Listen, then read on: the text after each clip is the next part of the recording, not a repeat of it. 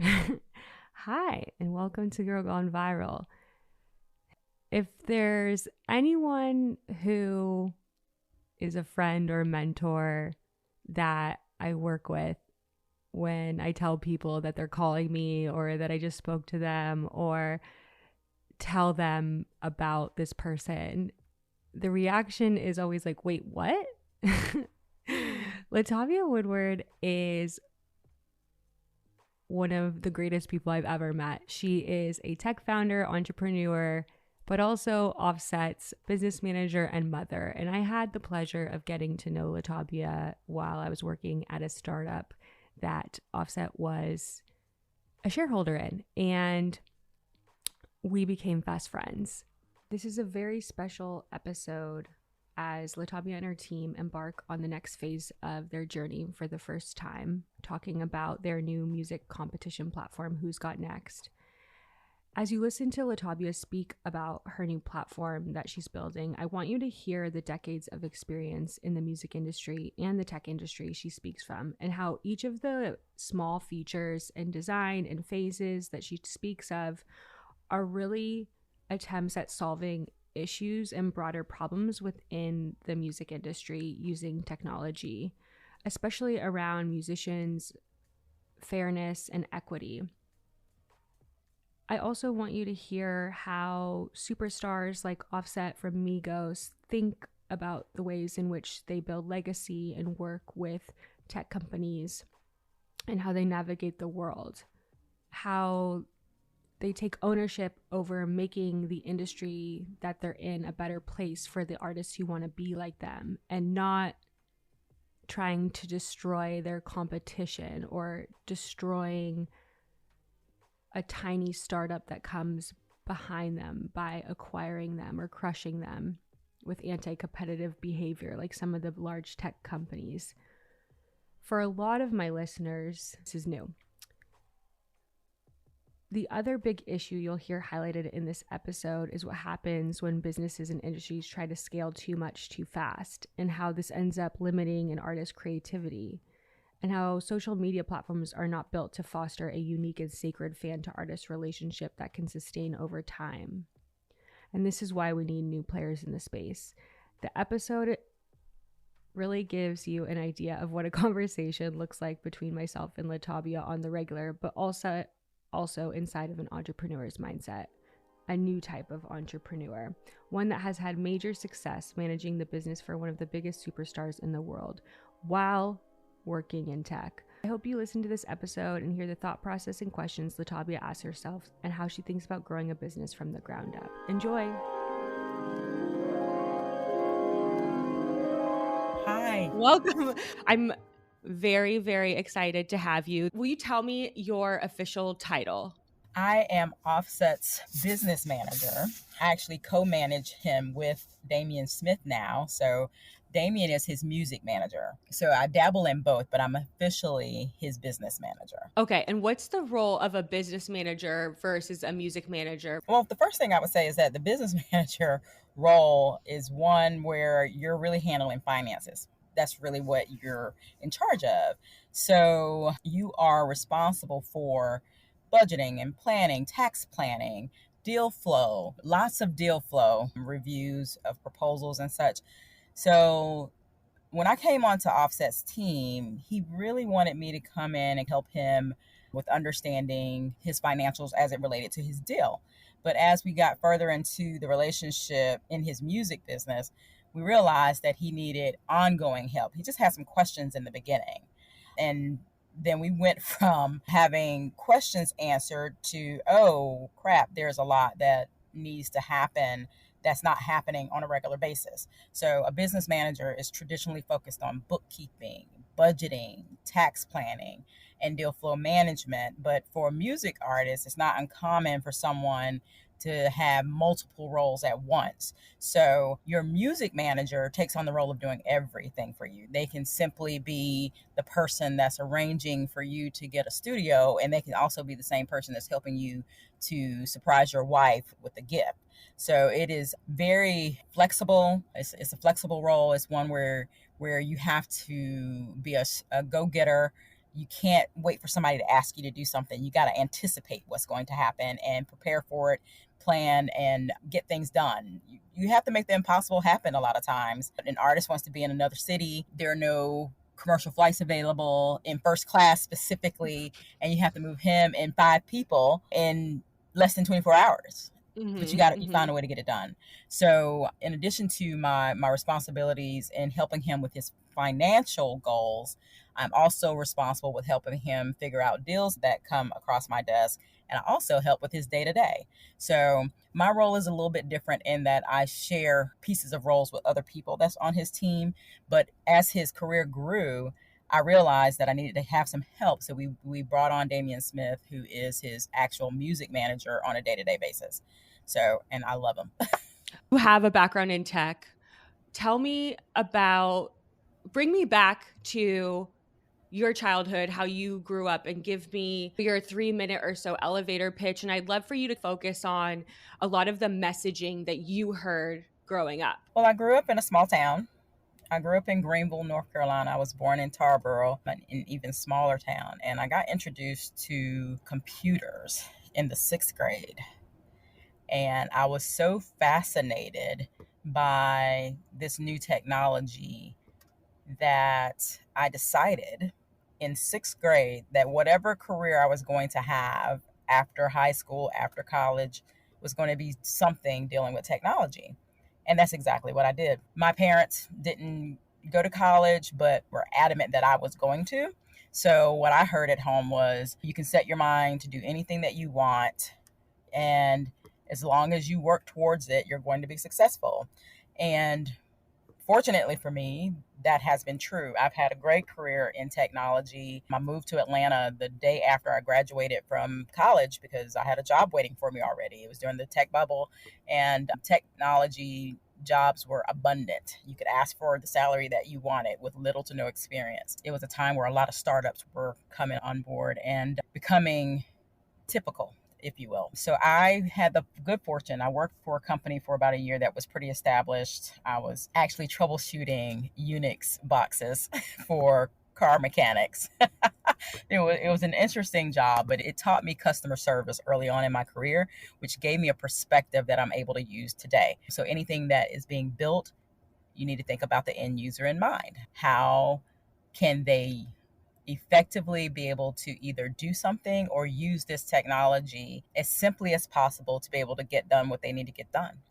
And we were doing phone support with mechanics who knew absolutely nothing about computers, but they needed to be able to complete their quotes inside of our system, and they also needed to be able to invoice.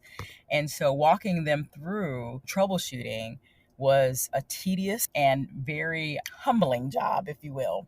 So I'm glad I started there, because a year later, I was able to name my salary and go to a tech company that was doing mobile phone billing.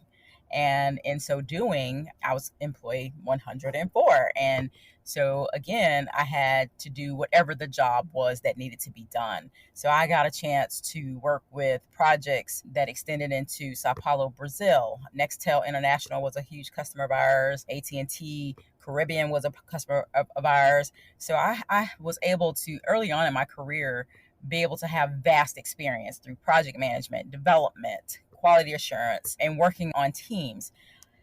It was still, and as it is today, unfortunately, still very much so male dominated. So the messaging that I got at home, to be quite honest, early on in my career, I felt a bit defeated because I was working very hard. I was doing the same things that the guys were doing, but I wasn't getting the same reward. And so I realized that I had to learn how to do a few things. I needed to learn how to be assertive in my job and not be treated like the secretary. I had to understand that my opinion was worth being heard. So if I had to take credit back in a meeting, I would do it. Another thing that I learned is that I had to negotiate my salary. I had to understand and know my worth and be able to demand it or be able to walk away. Because my motto became, I was looking for a job when I found this one. And so I negotiated my vacation time. I had children young, so I negotiated my vacation time. I negotiated my salary, and I had to be assertive even when I didn't want to be, in order to make sure that I had a successful career. And 25 years later, I'm retiring early to be able to take on some new projects that I'm excited about. It's been a wonderful, wonderful ride. I've learned a ton as a technologist, and I still love it. I still love technology. I still love what we can do for people and how we can either make their lives easier, help them to do things that they're happy with, to change something and make it more efficient. I just love it. And so my new project that I'd love to talk about is I am a new tech founder, a company called Who's Got Next Music. And we have a music competition platform that is going to democratize becoming an artist. We're not going to rely on a celebrity to say who is the best. We're going to allow people to say who is the best. And we are going to equip that winner with not only money, but we're also going to equip them with legal services and education about the music business, because unfortunately, many of our young artists coming into the industry have no idea what they're getting into. And so when we hear stories about people being in bad deals today, we say, oh, well, the internet is there. Everything's in a book. All of those things may be true. But when someone is dangling your dream in front of you, you're going to sign any paper that's in front of you most of the time. So I look forward to kicking off Who's Got Next this summer and letting the people decide who's going to be the next music artist and equipping them to be successful in this music industry. And then on top of that, the next phase of what we're going to do with Who's Got Next is to actually release music on the blockchain. So I'm incredibly excited about what we're going to do to get folks paid, including the producers and the writers as well, and getting them paid up front and in perpetuity. I love this. You've hit on a lot of things, so I'm going to go back and dissect. So Who's Got Next Music? That sounds incredible, and I'm so happy for you. So the thing that always has impressed me with you is not only do you have this whole background, I love that you say you're retiring, but then you're working on just another project. Like you're not, like you're retiring from like corporate world. Yes. You're in Atlanta, you're working in tech. You mentioned being assertive and how hard that was. What advice do you have for people, especially women and Black women, when they're working in tech and they have to be assertive and not feeling like they have to apologize for being assertive after they do so? Some of the best advice that I was given is never apologize at work. Just don't do it. Mm-hmm. That's one thing. Second thing is, it will serve you well to learn the difference between being aggressive and being assertive. Now, most of the time you're going to be called aggressive anyway. So you have to develop a thicker skin to understand who you are as a person, and understanding that you are very deliberate in what it is that you're trying to do. So if you need to be assertive in a situation, definitely have your emotions in check. And I say that with the greatest of intentions and love, because we are a lot of times pushed emotionally at work. And if we show that emotion, then we're treated differently, right? Mm-hmm. So get your emotions in check and believe in yourself. Let me just give you a scenario. Let's just say that you have an opinion about something you feel very strongly about, and they decide to still go in a different direction. You need to be okay with the fact that you spoke up for yourself, you shared what you thought was best, and that you can move on from that. Don't hold on to it. But know that in each of those situations that you're bringing your best self to the table, and that you're not going to allow anyone to diminish your value. I remember distinctly, I would complain to my mom. They don't listen to me. They always ask me to take notes in a meeting. I'm the only female and Black female in the room, and they're asking me to take notes. Like, why? If I'm taking notes, then I don't have an opportunity to be able to participate. She said, well, when you get tired of it, you'll stop. And I thought about that, and then I did it. I went, and the next time that I was asked to take notes in a meeting, I said no. And that was the end of my answer. And then they said, oh, well, they didn't know what to say. They stumbled, and they were just so surprised that I said no. But they asked somebody else to do it, and we went on with the meeting. And I Mm-hmm. never got asked again. Never got asked again. No is a complete sentence, and that's okay.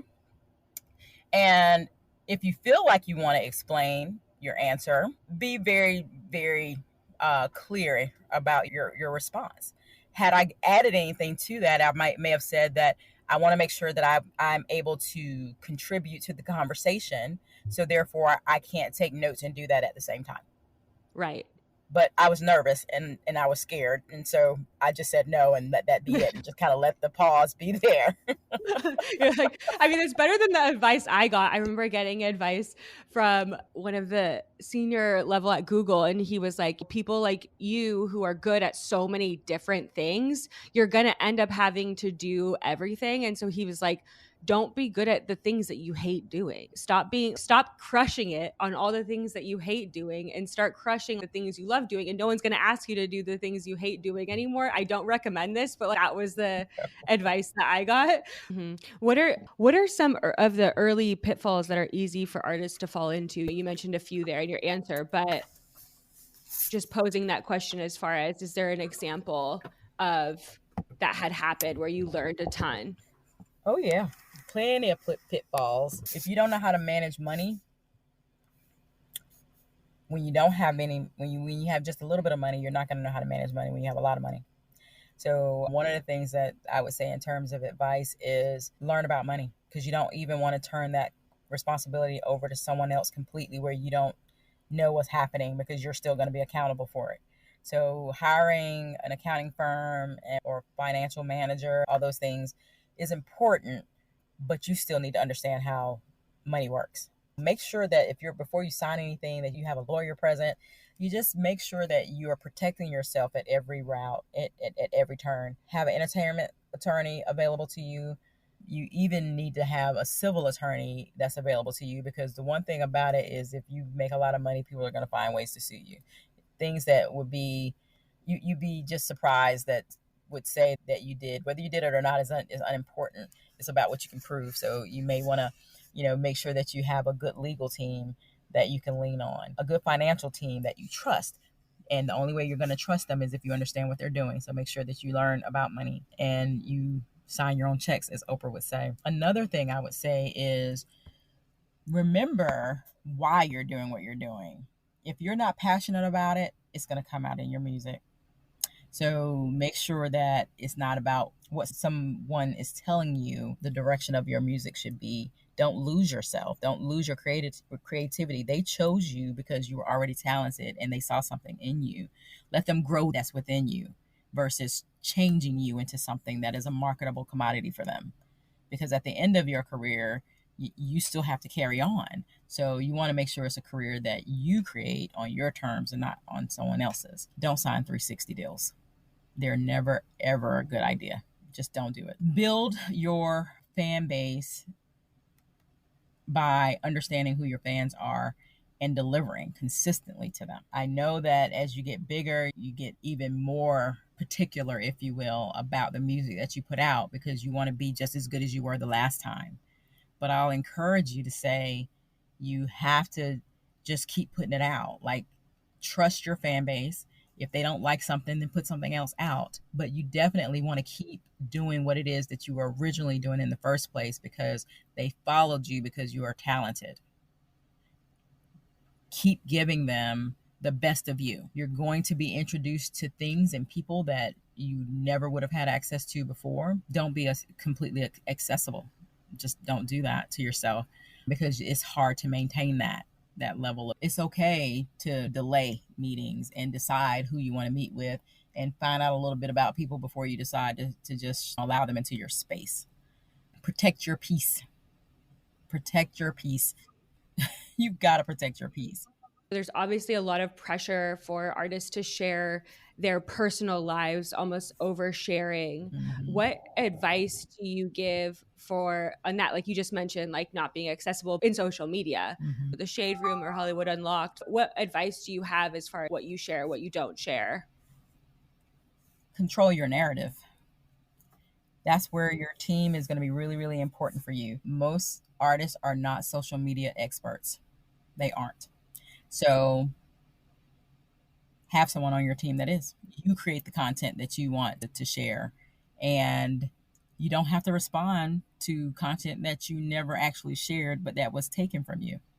So you don't have to respond to everything just because someone's demanding it of you. Sometimes it's best just not to say anything, because the one thing about social media is it's a moment. And if you remember that it's a moment, you'll be fine. Because yes, it might be something that people remember about you, but it's still a moment in time right now. And if you get past this moment in time, they're on to something else, and so are you. If you give something more air, that fire spreads more. So don't be a part of negative energy to give more than what you intended to give, but control your own narrative. Decide what it is that you want to share and what you don't want to share, and stick to it. Make sure that you have a team that can help you manage it, though, because you need somebody to think about, oh, okay, well, you didn't get your hair done yet, and you want to run to the store, and you want to drive yourself to the store. And the next thing you know, you're showing up on a blog and you look like crap. And you never intended for that to be the look that you wanted to have. So you want to have somebody who can say, hey, you might want to throw a hat on, or let me go to the store for you. You're not really prepared to go, or whatever it is. Like, you have people around you who are going to be thinking about those little details for you. And I know that probably sounds insane to the average person, but when you are under a constant microscope, you need folks around you that are going to kind of help you to not make common missteps. If you don't care, if you like, this is how I look when I'm not performing, and I'm okay with that, and you can accept the criticism and you're okay with it, then do that. But if you know that you're going to be in those comments and you're going to take them personally, then don't feed them the opportunity to be able to criticize you on things that you already know that you're sensitive about. So be honest with yourself about what things bother you and what don't, and control your own narrative when it comes down to social media. Social media actually works against artists in some aspects because you are always available. Whereas back in the day, when we didn't have social media and you saw your favorite, it was important to you to see them and it was an experience. But when you see them all the time, it's not the same, and you don't appreciate the celebrities and their uniqueness because now you see them all the time. And also too, there can be a reputation or that's built for you if you don't create your own narrative. People will create one for you. So it's important for you to stay in front of it and let people get to know the parts of you that you're willing to share. And it's okay not to share everything. If you're an open sharer, that's fine too. Yeah, it's okay if that's who you are. If you're open book and you don't care if people see you the same way, or they criticize you and you're fine with that, fine. But if you know that you're sensitive about something in your life, then don't share that. People the access to you to be able to provide an opinion that you didn't ask for. There's so much there. It's so crazy because you make music to be mass spread, and there's all of these barriers as far as even just around licensing. And then it's all set up against any marketing for it. So you have no choice other than to do personal storytelling, which gets pretty wonky. What advice do you have for people who want to work in managing artists? If I were just starting out, I would want to know that your success is on your artist's success. So your success is tied to someone else and how they're functioning, and it's not just when they hit the stage. So you as a manager are responsible for managing their life. So that means that your own life a lot of times takes a back seat, and you have to be willing to make those types of personal sacrifices. If you have a family, it will be very difficult to be a manager for an artist that is globally recognized. It is difficult because the time away from your family is going to be significant, and you must be willing to offer that type of personal sacrifice. Another thing I would say is it's okay to not know everything. It's okay. It's important to build a team around you for all the things that you don't know, so that you can rely upon them for the things that you may not be good at, or if you're good at it and you like you, Liz, and being good at everything and not necessarily wanting to do everything. It's okay to delegate responsibilities. As a matter of fact, building your team should be one of the number one things that you get done.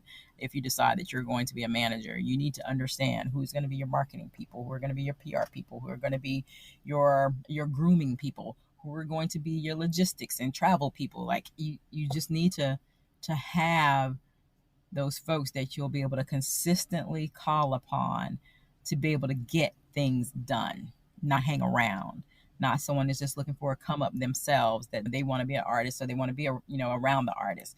You want to get people who are really passionate about doing their work, because you're going to need to focus on making sure that your artist is getting everything that they need to be the best artist that they can be.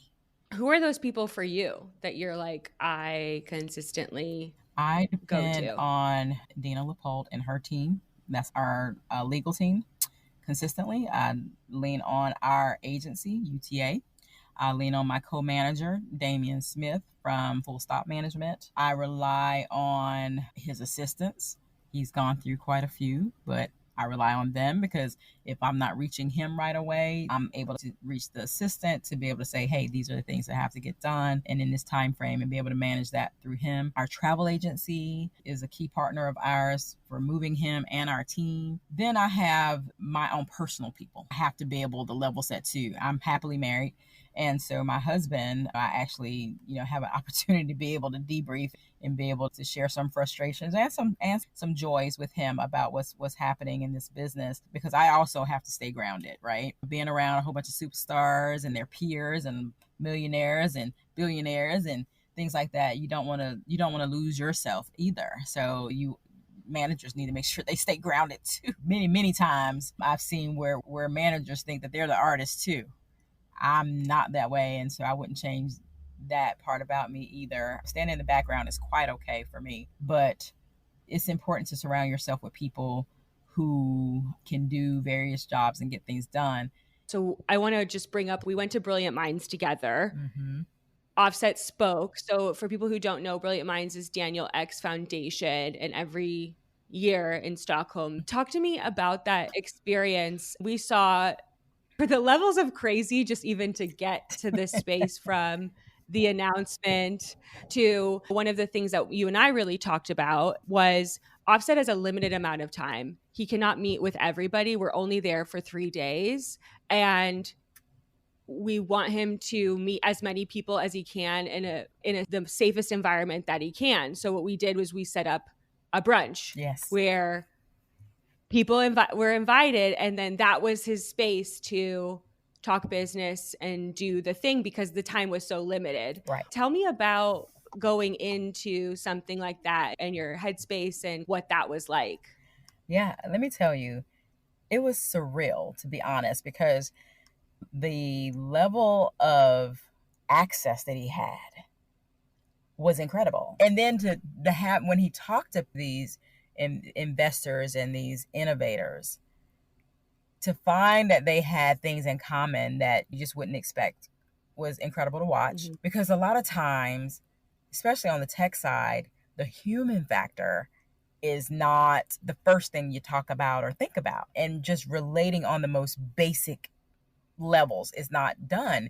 And so you have these brilliant people, it's called Brilliant Minds for a reason, and you have these brilliant people who have come up with all these great ideas on how to create all these great things, and then you have a culturally relevant person who is a creative in a different way but equally as important, and you bring them together, and the opportunities were tremendous. And we had no idea that would be how it would work out. We knew it would be opportunity there, but we had no idea the relationships that could be built from something like that. And the speakers were superb. I don't know that I have a favorite, but it was incredible to watch because, just to be frank, most of the time, corporate people, technology people have stereotypical views of what a rap artist is like. And when they meet Offset and they speak to him, and he's not what they think that he is or how he's supposed to be, it's beautiful to watch. I mean, it's beautiful to watch time and time and time again, because the stereotypes and the bias melt away, because it's not what they thought before they ever met him. And when they realize, oh, he's actually a warm, intelligent, funny human being, and not whatever I thought he was, which is typically for a rapper. Well, he's a thug, and he's not smart, and all these different things. And when he proves all of that wrong, it's incredible to see these powerful people melt in his hand. I was surprised that people were surprised. I was like, what did you think? The guy's super famous and successful. How are you surprised? Like, when people were, that was weird to see. I was like, what's surprising about this? The guy is so successful. Yep, but it happens more often than not when you're dealing with corporate people. It just is what it is. So it's always beautiful to see. The best moment to me was him actually having a conversation with President Obama before the dinner, and them having a brief conversation and actually talking to each other. And it's just, that's the president of the United States, like the former president of the United States. I don't know. I was far away enough where they can have a private discussion, but it seemed to be very casual, but they were very comfortable with each other. And I'm looking and I'm like, oh my God, I can't believe this. Like, I'm awestruck at the president. And he is chatting it up like he's known Offset his entire life. And it's just surreal. Also, too, I have to say that personally, it was a wonderful chance to see some women in that space, some women entrepreneurs and leaders who were saying, I'm here. I deserve to be here. I got something that, is going on. So I remember Nora Barve and Natalia Brzezinski. I mean, those are incredible women. And to be in their presence and to see them operate, and the discussions that they were having and the ideas that they were sharing was beautiful to see in that space, because I don't see a lot of women in those spaces. And to see them there, for me as a technologist and as a Black female, was wonderful. I wish there were more Black females there, but always. I feel like we don't have enough of us that are ever in the room. But we have a lot of different opportunities to grow, I think, in those kinds of spaces. But I thought it was a great experience. I think that for him, it was like a once-in-a-lifetime type of deal. He got a chance to meet all of those innovators. Well, to get all of those innovators in one room, that brunch was beautifully curated, and I haven't seen it happen again yet. So you did a great. He had been asked the entire time since he had arrived, like in person by the people there, oh, you're going to perform. And to your credit, you and your team were in the corner of this Obama dinner, figuring out how to make it work with the flights. They flew out the DJ for 24 hours, performed, and then went back to Atlanta. Didn't sleep. They just went straight back. And that hustle, I don't think people can actually understand. That's all the time. It's not just like that one-off thing. That's your life all the time. That was incredible. We got that done in an hour. We figured out how, because we hadn't planned for him to stay and do a performance. We were there for the 3 days for the conference itself, and we were scheduled to be out of there. And we were able to secure his DJ and transportation to go back within an hour. It was incredible because he hadn't planned to perform, and they were insistent upon him being there. And it's okay, how can we work it out? And it's the thing that I talked about earlier, is that you have to be flexible and you have to be able to create magic, because the opportunities present itself where you have to almost pull off the impossible. And we did. And it is all the time. Moving his team is a feat. It's not just him, it's him and security and assistants and managers and creative directors sometimes, and DJs, and sometimes engineers, because a lot of times Offset is doing dual duty in a city. So he may be going somewhere because he's performing, but when he's done with his performance, he may want to go to the studio and record. So we're you're not only planning a trip to do a performance, but you also have to find out where are the local studios. Like, how do we book one? How do we get the engineers there on time? How do we make sure it's secure? It's just a lot that can be happening all at once. It can be challenging, but it is exciting at the same time because you get a different kind of challenge every day. And so you have to have the stamina for it. It takes a lot. He's on the West Coast. I'm on the East Coast right now. So our time difference is something that we manage between two, which means that if something's happening at midnight where he is, and I have to be up at 3 a.m. to be able to deal with it. So it is a labor of love for sure, but it is definitely a different day every day. So one day you might be focused on, which is a lot of what I'm doing, deal proposal reviews, asking questions, doing research on companies, working with his legal team at LaPointe Law, where Dina is the start of that law firm, and working with her team to figure out, is the deal even comparable to other things that other artists have done, or are we protecting him in all the right ways, protecting his rights, also not violating any of the rights that he's signed to his label and things like that. It could be simply something planning for his family. It could be something where we're trying to help him do some self-care. That's important too, because Offset works and works and works. He works 7 days a week. He's always getting some work in sometime, some way. And so finding those things to make sure that he's actually taking care of himself is actually a part of the job, because he's not going to do it himself. He's just running. So you have to build in the time, utilize the team that you have to build in the time, because an artist a lot of times don't know how to say no. Really, they don't know how to say no. It's like it's innate in them. Like if their creative mind is saying to them, I've got to get this inspiration into a song, right? Then they're going to go to the studio. Those things you don't get in the way of, but it is important to have some time to yourself where you can just reset. Some advice that I would give to artists is sleep is important. I realize that you're young, but sleep is important, because the good thing about it is it keeps you healthy so that you don't have situations where you've run yourself so much that you get sick and you can't work. That's one thing. Another thing is mental health is very, very important. So you have to give yourself a chance to renew your mind. Having some quiet time, some meditation time is important. And take the time to enjoy the success that you've created for yourself. If you're working all the time, you're going to miss out on enjoying what you've created, and figure out what that is for you, whether that's massages or trips or walks in the park, hiking, whatever it is for you. Figure it out and make sure that you incorporate that into your life, because it is, you don't get the time back. You look back and you've worked so much, and everyone else has enjoyed the fruits of your labor and you haven't. And that is an incredibly defeating feeling.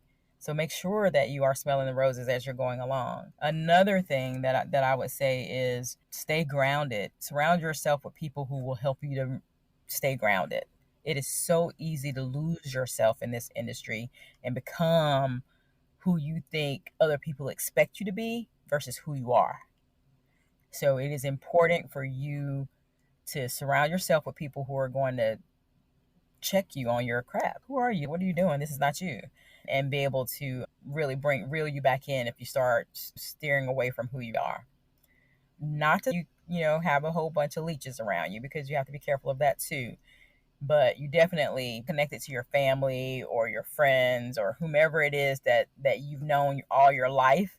Stay connected to those people. It's important. I want to talk about Who's Got Next music. I think people get this wrong a lot about superstars and artists. How did this idea come about, and especially when you're thinking about playlisting or a Billboard top charts and the importance that artists place on that one-to-one fan relationship? Can you talk a little bit about the mindset from an artist perspective of why they would want to turn over this power to the fans versus how it's worked traditionally?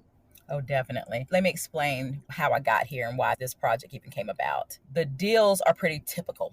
They're pretty typical for hip hop artists in that when they sign, they're signing 360 deals most of the time, versus a distribution only, where you have a relationship with the label that's just going to be responsible for distributing your music, and you all are sharing the profit from that.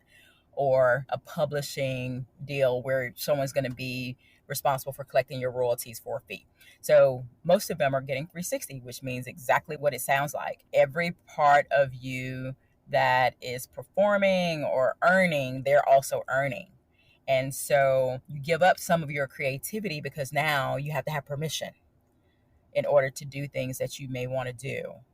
And you may have a different creative direction, but your funding source, which is your label, decides that they don't like that idea. They want to go in a whole different direction. And so many artists find out after the fact that the relationship that you thought you have is not that relationship that you actually have. And you lose a lot of your decision-making power, earning power by signing to a label. And I'm not saying all labels are bad. That's not what I mean. But many times they don't know what they're getting into. And so this project is especially a way to level the playing field, because we all know that there are some artists that are propped up too by labels. They have the resources to put people in front of you, market to you so heavily that they become popular and you seek their music. It's just like commercials on TV or radio or whatever.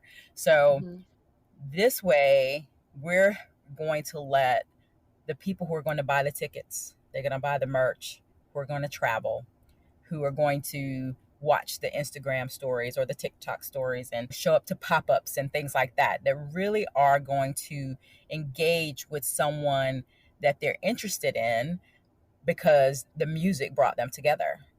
And we really want it to be as organic as that. And we really want to make sure that people are paid for what they've done. If you have created something unique, you should be paid for it. And you shouldn't have to take out huge loans in order to be able to share your music broadly. The technology exists today where you should be able to distribute your music without you having to take on that kind of debt, because that's what an advance is that you get a lot of times from these labels. It's a loan. It's supposed to be for the record that you're creating or the music that you're creating, but that's not how it's treated. You're cut a check. If you're someone who doesn't have a lot of money or hasn't had a lot of money in your life, most times you don't know how to manage that. So instead of you using that money towards something that is specific for your career, you're buying things that you've never had. The timing is perfect on this. We have the wireframing done. We have the prototype done.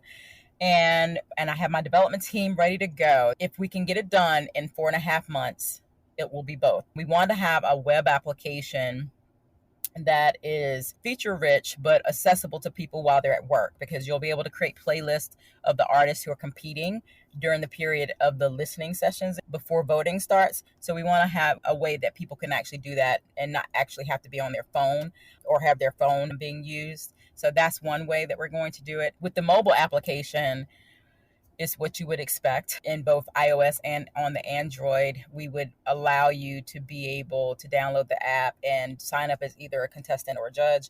And your experience is going to be different based on which one you choose. So as a judge, you'll have access to any of the artists' information, but it will come out in phases. So initially, it's just focused on the audio. So you're not looking at somebody's face and how they look and that type of thing. It's not aesthetics at all. It really is how good is the music. And then, and if they make it past round 1, then they will have their images revealed, their social media revealed. And that is where it's going to be incumbent upon the artist to engage their fan base, because that is a huge lesson in becoming a successful music artist. Is you got to figure out how to engage your fans, right? So buying followers, people will probably try and do it, but it won't help them, because when it comes time to vote, those followers won't be there to vote for them. So it really is going to be a real competition of not just your music, but also your visuals. They're going to have to also deliver a video that's recorded on their phones. So that makes it pretty equitable for everybody that's going to participate. They'll go from audio only to their visual to a live performance. So it's really a quick progression of them to find out who really is the best in all three of those arenas, who has great music, who has creativity and can express it visually, and then who has stage presence so they can engage an audience and be able to carry a crowd. And so we're hoping that with this competition that we're going to not only provide a pathway without musicians getting into debt, we're also going to provide them with resources to be successful when they're ready to take that leap to sign as an artist. And we're hoping that they'll sign distribution deals and publishing admin deals only, that they decide that a 360 is not something that is necessary for them because they will have grown a fan base to give them the leverage to say, I don't need a 360 deal. I can manage my own deals or brand deals that come towards me because I'll have a lawyer that can help me to sort through that, right? And I can just pay my lawyer to handle that kind of business for me and help me understand and make a good decision. Many artists coming into the industry are not represented independently from their label. It's the same lawyer that's actually writing the deal and then getting artists to sign the deal, which is a conflict of interest, but it happens every day. And I love that you're using your platform to then create a tech platform in order for more new artist discovery, because even managing an artist, and this is different than tech because at least Silicon Valley in my experiences, you're not like, oh, I don't want other artists to come up. This isn't a competition. We're not all in competition with each other. If anything, you're like, okay, now we have this influence, we have this power, and we have this trust and reputation built that has lasted a decade and like driving culture. And now how do we put more people on so that they don't have the missteps that other artists, including us, right, have fallen into in these easy traps, because the system won't change unless the artists themselves step up and have a team behind them in order for fans to discover even new artists. And I think that's such a sacred responsibility and such a unique perspective to take. In typical tech, in typical Silicon Valley, right, where you have your Uber, your Postmates, it's competition amongst the unicorns. We got to kill them. We got to buy them out. This is the very Facebook mentality too. But that's not what's happening here, which is you can get to a level of success and then you're like, okay, how do I put more people on? How do I use myself as leverage? How do I use my platform as leverage? How do you pick the artists, or how many artists? What do you look for? How are you going to choose, and what goes into that? So what we're going to do is our criteria is going to be pretty simple starting out. I mean, it really is basic for you to be able to enter into this competition. The entry fee is going to be $99. So we're also removing the financial barrier that people have getting into the music industry too. If you know the background of my son's group and many other rap groups, they sometimes have engaged in illicit behaviors in order to be able to get their music played in clubs, to get it to the radio where people can discover them, if you will. So we want to be able to provide an outlet that eliminates the need to do that. So if you have already worked your behind off and gotten at least 5,000 people to follow you regularly and engage with you, you've got $99 and you're 18 years old and you live in North America, you should be able to compete in this competition. We are even providing you with beats that we paid for you to select from to be able to create your music. Oh, I love that. So you don't have to worry about clearing any music or anything like that. It's already going to be done for you. So you will have a period of time that we are calling the audition period, where we're going to be soliciting contestants for this competition. And during that time period, you will be able to register, select a beat, create your music, and create your visual and upload it into our system. And once you do, and we actually open the competition, then at that point, that's when the judges can come on board and they can start to listen and playlist your music. They'll start to favorite the ones that they want, and we'll be able to track what's trending, like which songs are trending based on what the judges are deciding. These are regular, everyday people. These are not celebrities. We're not even going to use celebrities to influence somebody's career. Now, we will use celebrities to promote the competition, but they will not have an opinion about any of the artists that are competing. That is very different from, the other competitions, not to be named, that are on TV. We will allow the people decide who moves based on that first round of just how great their music is to the next round. So it's going to be the top 100 that moves on from round 1 to round 2. And then we're going to have the top 20 from round 1 to round 2, and then from top 20 down to top 5. So it's 120, then 5. That's how we're going to cut it down. And so it will be 5 people who will compete in person. And I want to hone in on this one point. I think that when we get down to 100 people, all 100 of them will have gained some exposure that they wouldn't have had. They will have gained more followers to engage with. They will have more folks looking at them. So even if they don't win our competition, they will have gained more experience in engaging a fan base that they can then continue to build on. Because if you compete it once, doesn't mean that you can't compete again in our competition. So we're going to try and run our competition multiple times a year, twice a year. The first competition is going to be the rap edition, but we plan to license this out to various genres. We'll have a pop edition and an Afrobeats edition and a country edition and so on and so forth. And so if rap is not your genre, it doesn't mean that you won't have an opportunity to compete with who's got next music. So we definitely want to make sure that we are equitable in the genres that we allow to compete as well, just not at the same time. We'll do an edition at a time. So, right. But yeah.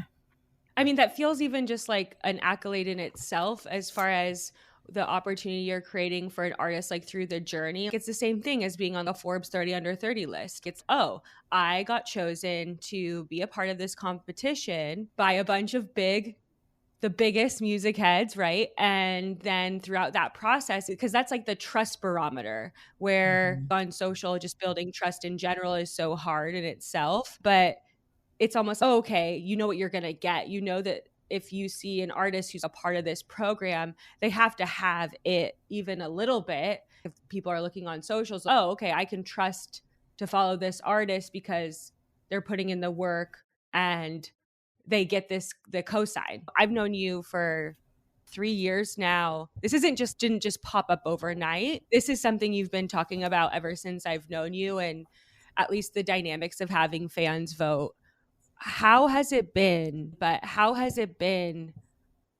having a music startup in the space, even with such a superstar as Offset is, and all his credibility and all of his fame? For a number of reasons, honestly. It's my baby, so I decided that I don't want him to cut me a check. So I'm funding it myself. I'm bootstrapping this thing because I'm a real technologist. I'm proud of that fact. And what I do need his help for is to be, let me tell you, it's been incredibly hard, exactly what he's done. And that is, he's been a SME on this project. So the idea of paying for beats up front, that came from him.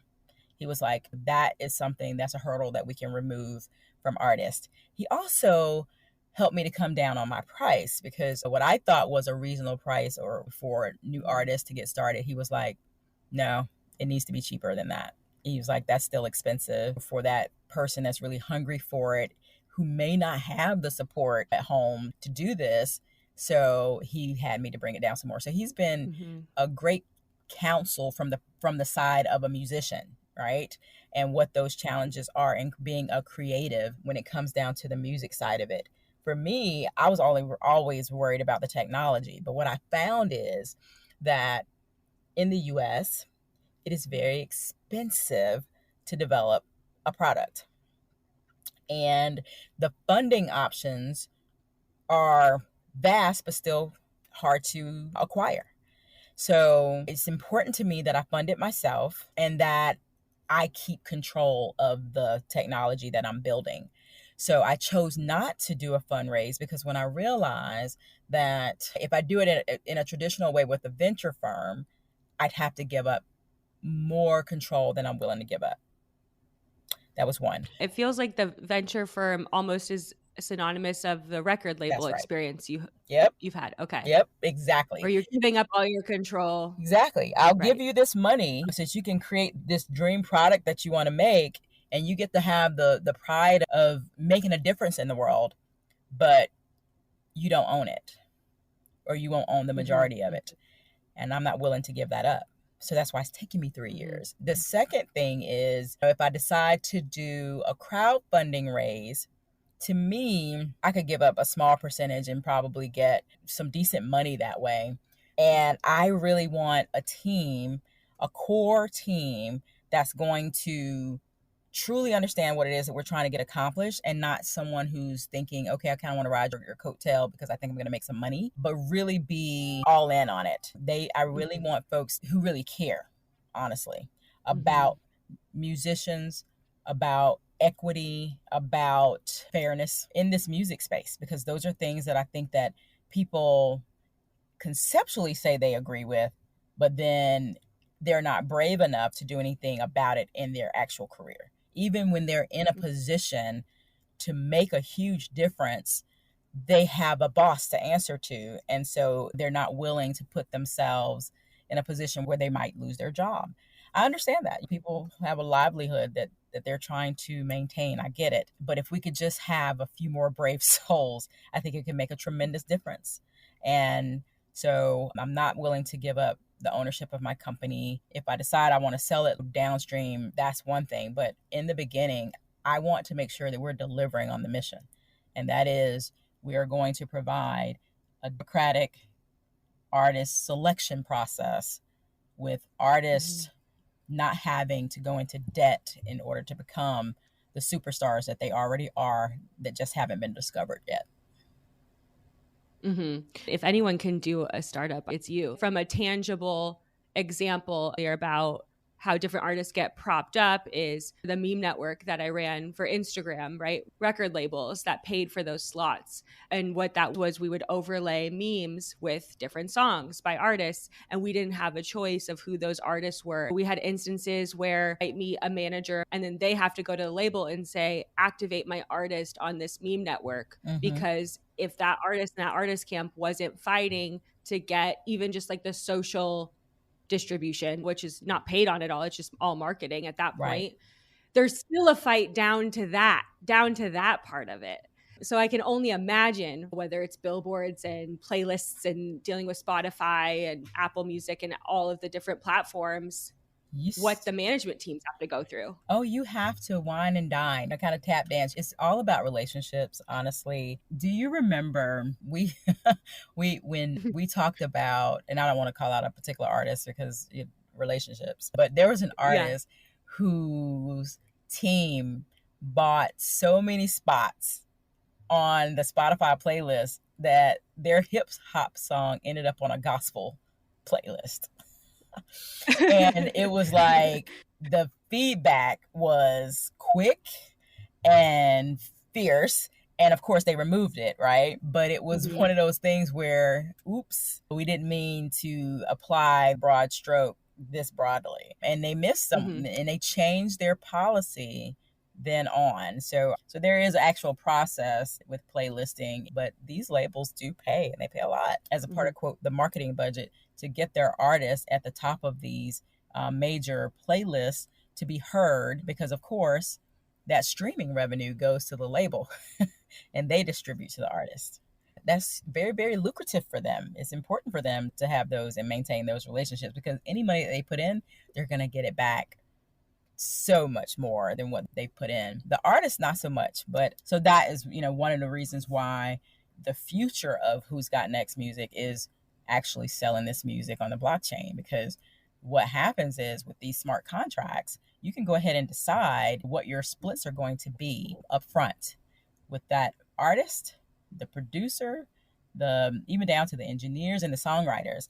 You can figure out who's going to get paid what and how often they're going to get paid. Is this a one-time payment that you're going to get when you hit a certain total? Or is this something where you're going to get paid in perpetuity? Or is it both? And that's the one thing that I see as in the future for our music artists, is that technology is a tool. It is a tool for you to use.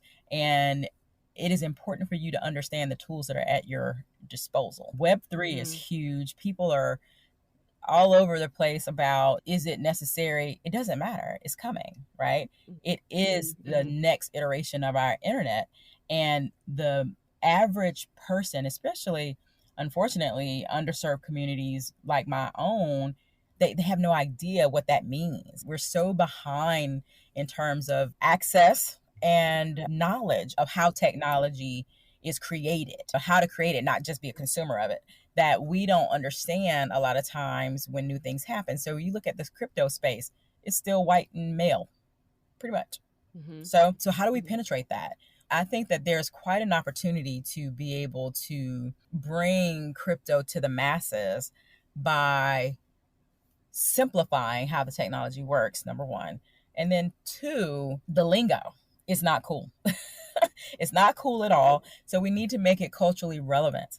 And I think that one of the things we're doing with Offset right now is we're evaluating some Web3 proposals that have come across my desk and trying to figure out where he fits in that space. And being true to himself while he's there, while it happens, is important for us. He doesn't take on projects that he can't organically be a part of. That's number one. So we know that going in. So how do we make this cool?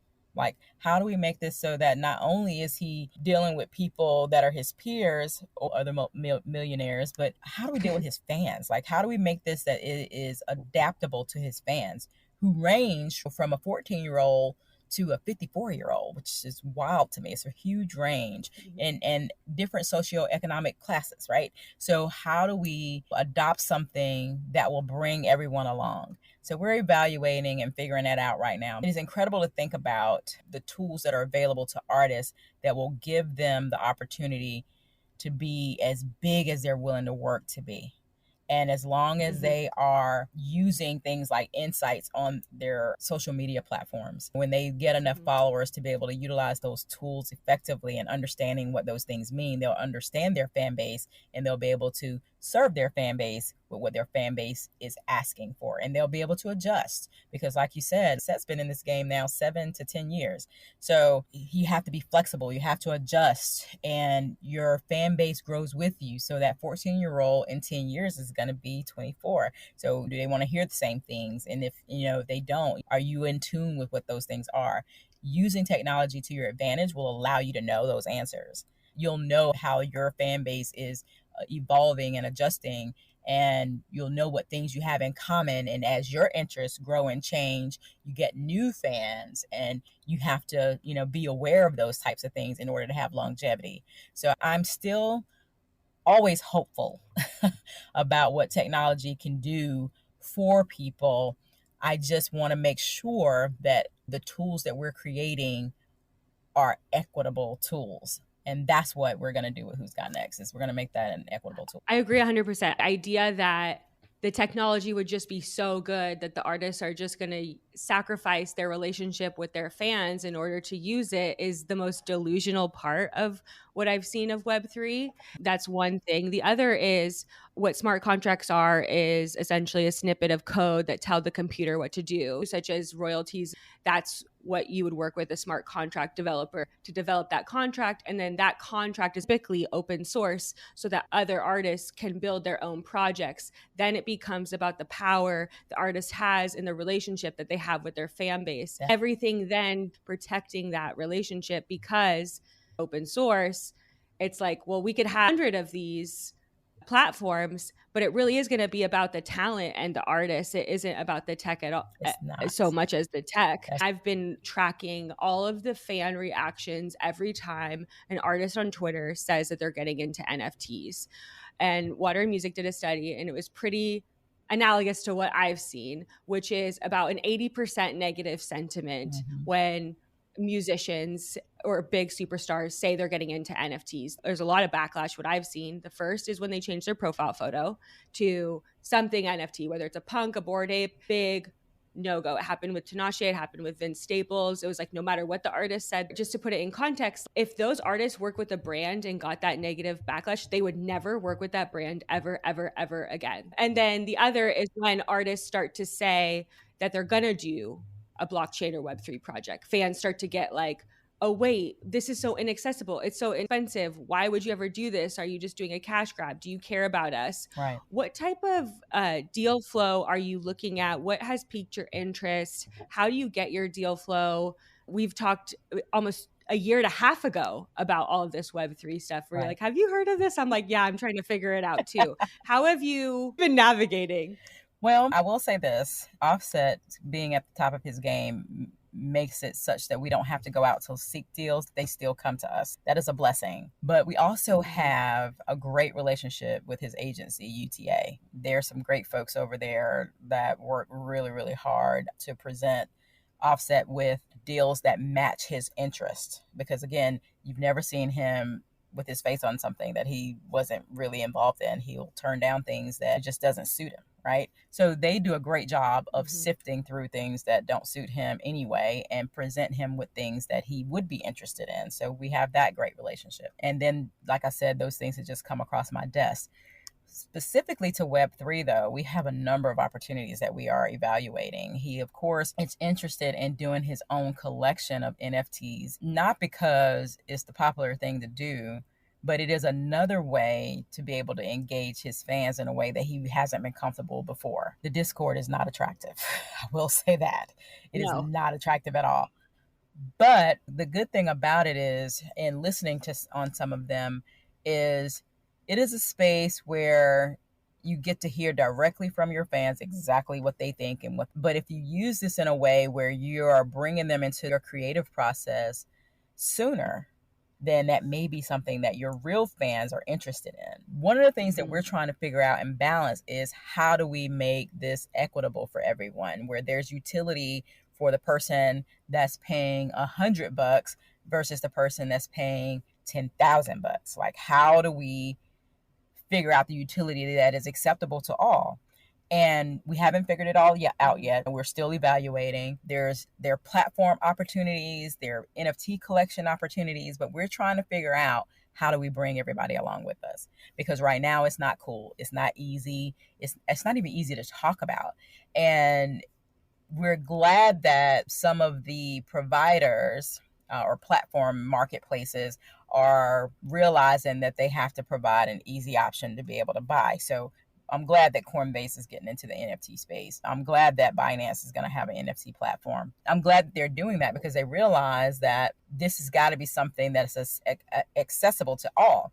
So figuring out what that utility looks like for an offset project is what we're figuring out right now, because we don't want to leave anyone behind. We aren't doing a rug pull. We don't want that reputation of being aligned with anybody that scams or anything like that. And we're not willing to sacrifice his reputation for that. Lots of things on the table, but we are figuring out what's the best fit and how do we engage for the right reasons. There's also a charitable opportunity to work with cryptocurrencies and NFTs. And we may be interested in going down that path because that's something that is not going to change. And then also too, he's got new music. So that's coming out and there may be an opportunity to be able to do something with crypto and his new music so that people can participate. We're not selling it on the blockchain. That's not what I mean. But, you know, if he were to do a collection, if you will, and have real experiences. We did pop-ups. You've been a part of some of those that we've done before when he dropped his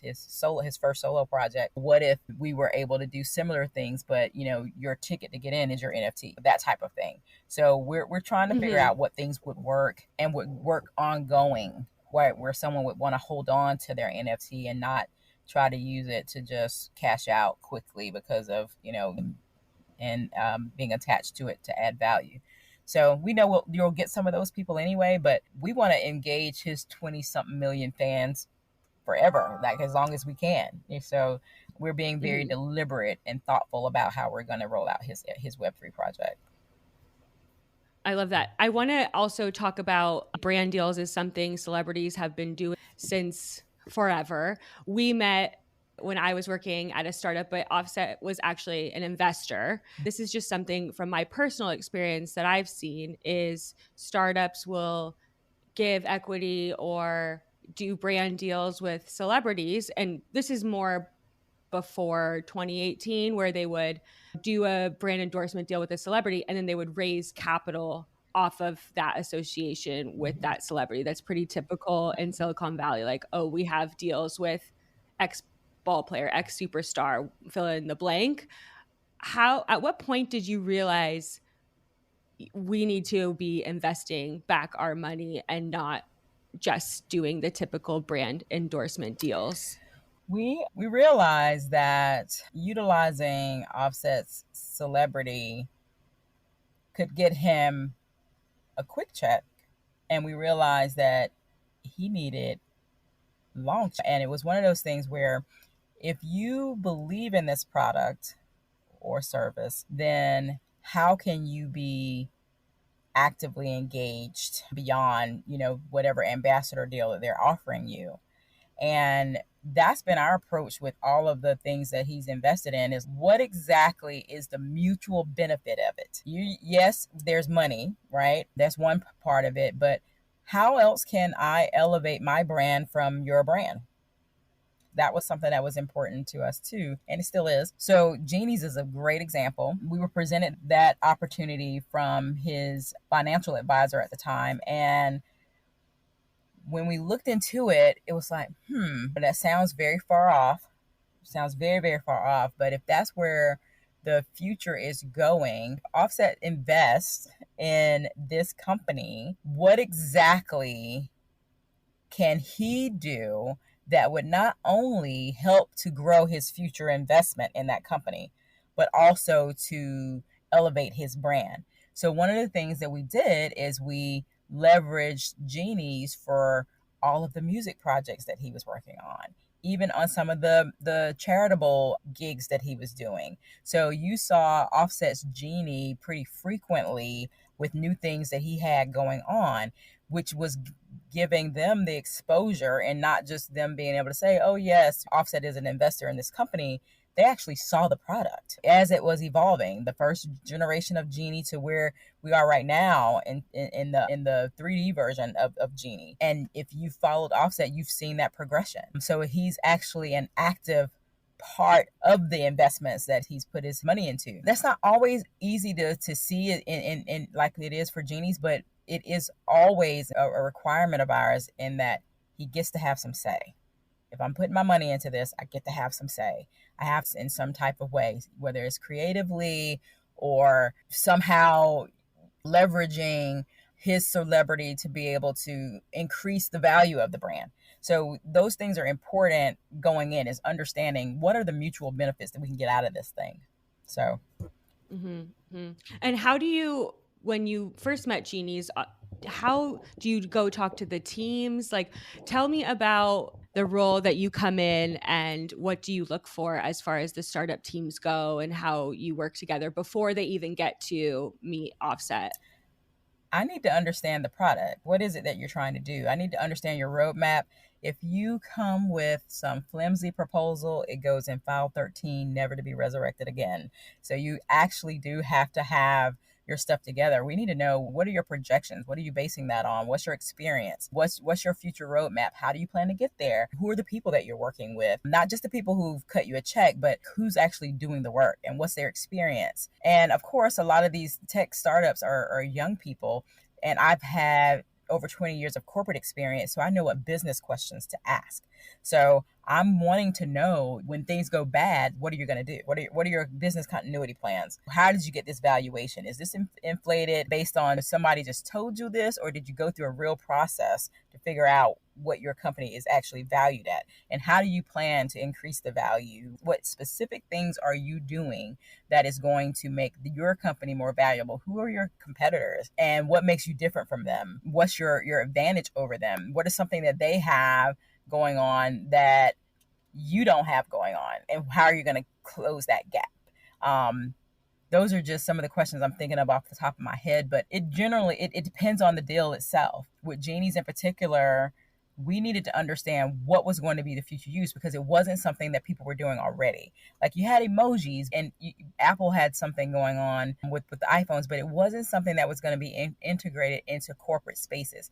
When they talked about, they saw Genie's going into corporate spaces like training and things like that, that resonated with me because I saw how we went from classroom training to virtual PowerPoint trainings to a virtual instructor training to now we actually have avatars that are a part of our training. So before I ever saw an avatar in my work, Jeannie's was already talking about that was going to be what they were going to do.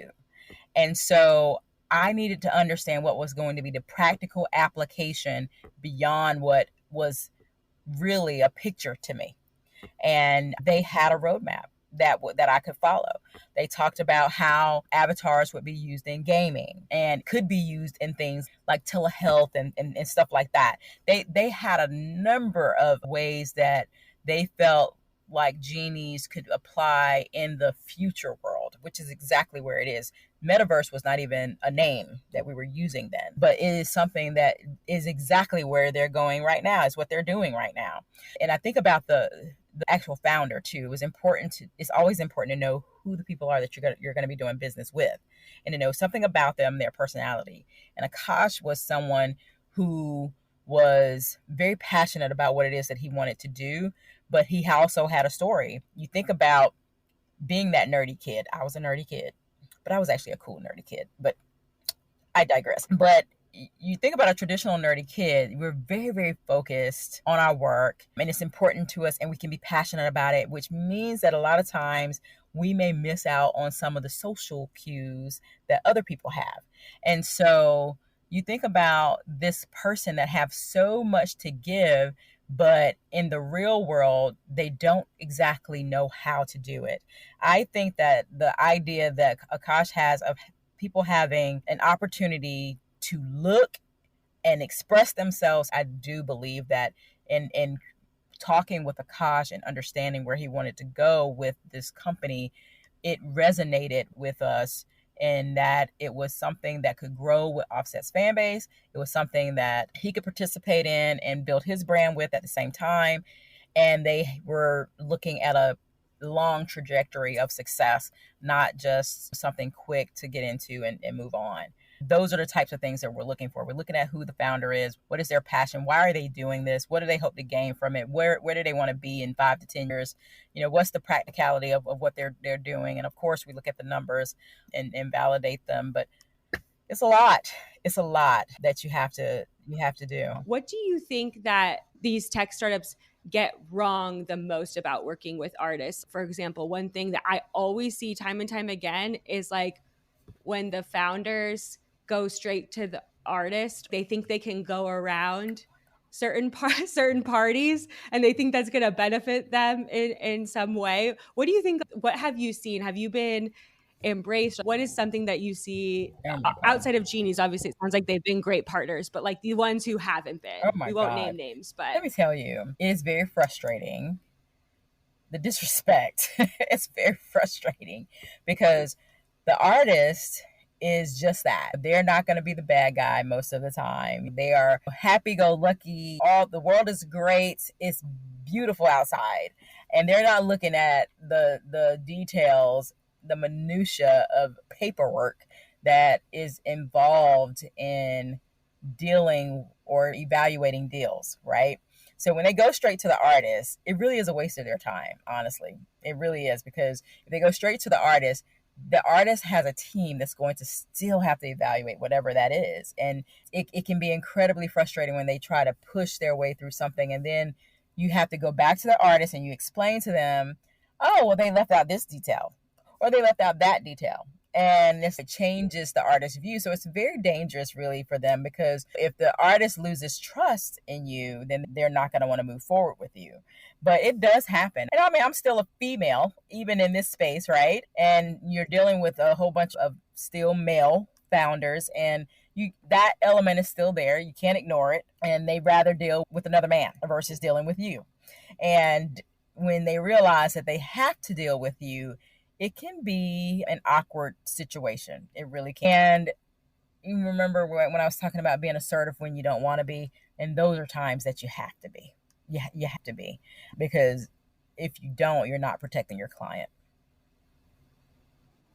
I want to give the listeners like kind of like a call to action. What do you need? Are you hiring? Are you like, where can people find information? Let me tell you something. I've created the socials for Who's Got Next for each of the genres that we're going to hit on Instagram. Haven't posted much there yet because my new marketing team that I hired, they are working on a full marketing proposal for a rollout for us. You'll find me on Instagram at Land K Shaw. Follow all my socials for the announcements. So just be on the lookout for lots of great information. We're also going to be inviting some producers to be a part of this competition. We're going to choose between 20 and 25 to be our beat suppliers. So if you work with producers or know producers who might be great candidates, we actually are going to have a page that they can go to submit their profiles. We realize that it's still attractive to an artist to be signed to a major record label. We're just going to help equip them so that they don't get taken advantage of when they do. Yeah, I love that. I love that. Thank you so much for this. How do you feel? I feel incredible. I'm excited about my new chapter that's coming. So, oh my gosh,